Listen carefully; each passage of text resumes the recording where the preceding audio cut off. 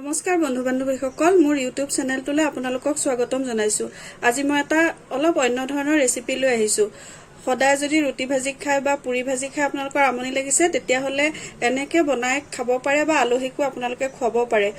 মই আজি বনাইছো আমৰস, মছলা পুৰি আৰু আলুৰ সবজি। অলপ বেলেগ ধৰণে বনাইছো, সেইকাৰণে ভাবিলো আপোনালোকৰ লগত আজি শেয়াৰ কৰো। এতিয়া চাওকচোন মই কেনেকৈ বনালো। আমি যেহেতু মছলা পুৰি বনাম সেইকাৰণে পুৰি লগত দিবলৈ কিছুমান মছলা লৈছো। অকমান হালধি লৈছো, অকমান জলকীয়া গুড়ি লৈছো, roasted জিৰা গুড়ি লৈছো, কেইটামান গোটা জিৰা, অকমান নিমখ, চিলি ফ্লেক্স অকমান আৰু কালি জিৰা অকমান লৈছো। এই গোটে মছলাখিনি মই সৰু চামুচৰ 4/1 ভাগ লৈছো, বহুত কম লৈছো। আৰু ডাঙৰ চামুচৰ 2 চামুচ মই তেল লৈছো, ৰিফাইন তেল, আৰু খচিবলৈ পানী লৈছো। আৰু আটা লৈছো মই 1 কাপ আৰু আধা কাপ লৈছো ময়দা। আপোনালোকে যদি অকল আটা দি বনাব বিচাৰে তেতিয়াহলে আটা দিলে হ'ব, ময়দা নিদিলেও হ'ব। এইখিনি বস্তু লৈ মই এতিয়া মই আটা ময়দাখিনি ইয়াতে ঢালি লৈছো। দুইখিনি মিলাই লম। তাৰ পাছত মই গোটে মছলাখিনি যিখিনি দিছিলো সেইখিনি ইয়াতে দি দিলো। দি পেলাই তেলখিনি লৈ শুকানে মাৰি লম। প্ৰথমতে মাৰি লৈ তাৰপিছত পানীখিনি মই অকমান গৰম লৈছো। অলপ গৰম পানী দি হাতেৰে চুব পৰা গৰম পানী দি এইখিনি আটা নিচিনা এটা ডো বনাই লম। মই এতিয়া অলপ অলপকৈ পানী ঢালি মই ডোটো বনাম। এনে ৰুটি বনোৱাতকৈ অকমান টানকৈ মই পুৰিৰ ডোটো বনাই লম। আমাৰ এই ডোটো ৰেডি হৈ গল। ডোটো ধুনীয়াকৈ মই মাৰি ললো।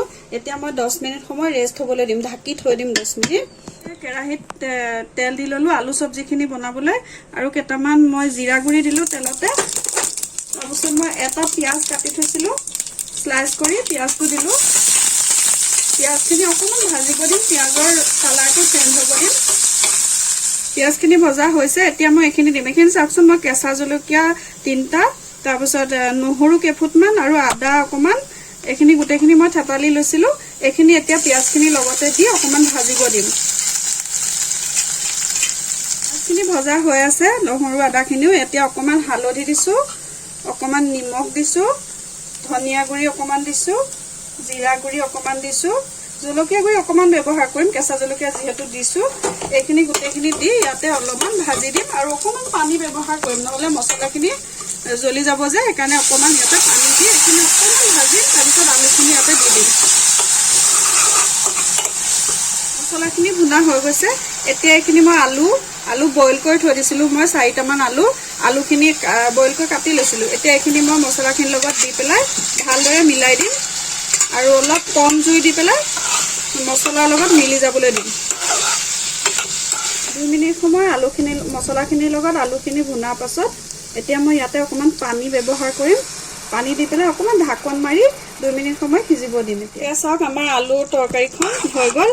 আৰু 2 টুকুৰামান যদি আলু এনেকে আমি ভাঙি দিওঁ তেতিয়াহলে গ্ৰেভিখন বহুত ধুনীয়া হ'ব, পুৰিৰ লগত খাবলৈ ভাল হ'ব। ডোটো 10 মিনিট ৰেষ্ট কৰা হৈ গল। এতিয়া আকৌ এবাৰ এনেকে মাৰি লম। মাৰি লৈ বল বনাই পুৰিখিনি বেলি লম। সৰু সৰু বল বনাই পেলাই পুৰিখিনি বেলি লম। এতিয়া মই সমান সমানকৈ বলখিনি বনাই ললো। আৰু এতিয়া চাওক, পুৰিখিনি মই এনেকে বেলি লম। খুব বেছি পাতলকৈ নেবেলো, অলপ ডাঠকৈ সৰু সৰুকৈ গোটেই পুৰিখিনি মই এতিয়া বেলি লম। এনেকে গোটেইখিনি বেলি লম। এতিয়া তেল গৰম কৰি মই পুৰিখিনি ভাজি লম। পুৰা গৰম হোৱাৰ পাছত মই পুৰি দিছো।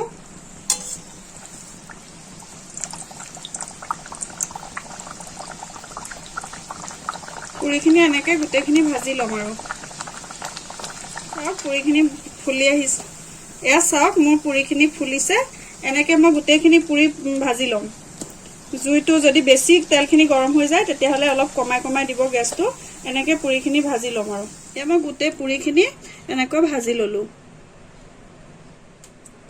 এতিয়া মই আমৰস বনাবলৈ 4টা আম লৈছো, ধুই লৈছো। আৰু এই আমকেইটা মই এতিয়া বাকলি গুচাই ধুনীয়াকৈ কাটি লম। এই আমখিনি কাটি ললো। কাটি লৈ পেলাই অলপ গাখীৰ লৈছো। ইয়াৰ লগতে অকমান দিম, গাখীৰ বেছি নিদো। গাখীৰ বেছি দিলে একদম পাতল হৈ পেলাই আম চেক হৈ যাবগৈ। সেইকাৰণে ডাঠকৈ ৰাখিবলৈ অলপ গাখীৰ দিম। দি পেলাই এইখিনি মই মিক্সিত মাৰি লম।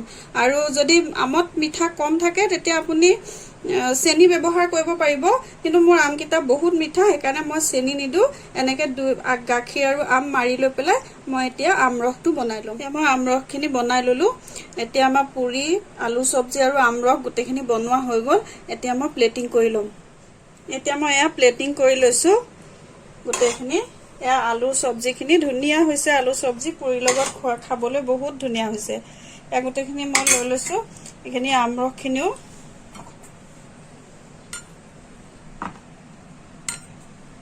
বেছি গাখীৰ দিলে পাতল হৈ যাব তেতিয়া পুৰিৰ লগত খাবলৈ বেয়া হ'ব অলপ ডাঠকৈ বনাব তেতিয়া খাবলৈ খুব ভাল হ'ব আৰু এয়া মোৰ মছলা পুৰি এয়া মছলা পুৰিটো অকমান মছলা দিছো সেইকাৰণে মোৰ আমৰসৰ লগত খাবলৈ ইয়াৰ কম্বিনেশ্যনটো খুব ধুনীয়া হয় আৰু লগতে আলু চব্জি আলহী আহিলেও আপোনালোকে এনেকে খাব পাৰে বা ঘৰতো এতিয়া যেহেতু লকডাউন কলৈকো যাব নোৱাৰে এনেকে অলপ বেলেগ ধৰণে বনাই খাব পাৰে আপোনালোকে মই আজি বনাইছিলো সেইকাৰণে দেখুৱালো আপোনালোকক কেনেকুৱা পাইছে কমেন্ট কৰি জনাবলৈ নাপাহৰিব আৰু যদি মোৰ ভিডিওটো ভাল লাগিছে তেতিয়া হলে প্লিজ মোৰ চেনেলটো সাবস্ক্ৰাইব কৰিব লাইক কমেন্ট শেয়াৰ কৰিব আৰু কাষতে থকা বেল আইকনটো প্ৰেছ কৰি অল কৰি দিব তেতিয়া মোৰ আহিবলগীয়া ভিডিওৰ নটিফিকেশন আপোনালোকে পাই থাকিব ভিডিওটো চোৱাৰ বাবে আপোনালোকক বহুত বহুত ধন্যবাদ